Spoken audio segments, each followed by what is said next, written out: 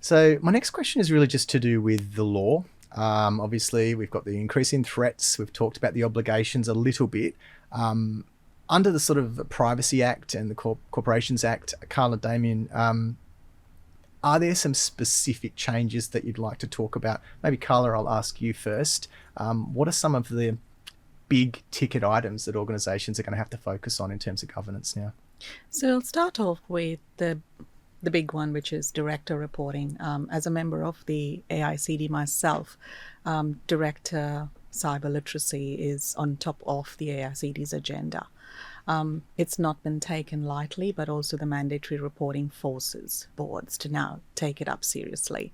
It never used to be an agenda item in a board meeting. It is at the moment. But also directors need to have enough knowledge and confidence to be able to question management about the operational aspects of how they're taking measures to ensure they're protecting the organizations against cybercrime. Brand reputation is huge with boards at the moment. We can see a lot of the media releases and what that has actually done to brands.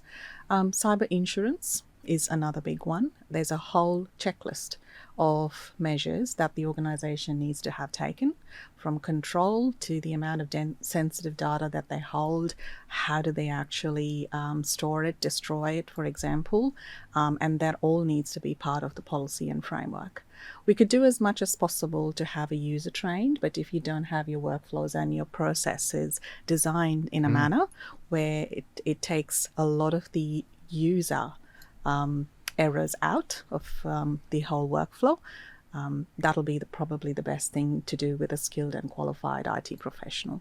And that's where you sort of move from the education and awareness level to the now what do I do with that? And if an organisation doesn't have the policies, doesn't have that infrastructure there, doesn't have plans for what to do, then it all falls over. You can know all about this stuff, but when something happens, if you don't operate in the right way and if you don't do the right things, very quickly, I guess you're going to run into some legal challenges, reputational challenges, and a whole range of other challenges.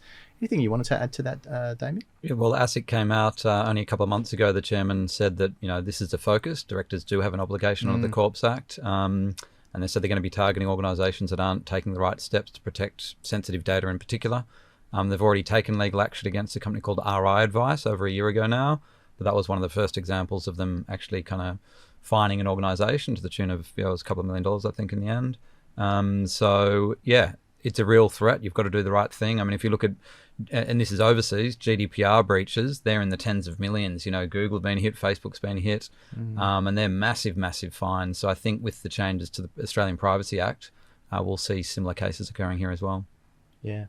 And it really is, I think, that where we need to kind of start thinking about how organisations are refreshing their approach.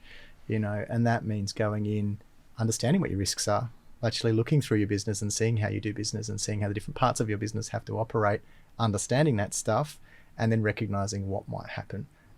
It's risk management 101, really, isn't it? And I think that organizations have only gone sort of skin deep sometimes on that stuff, and it's now going to need to be way more detailed. We're going to need whole disaster recovery plans and all of those things to be completely refreshed, even with the knowledge that's come out from the last year in terms of the breaches that we've seen.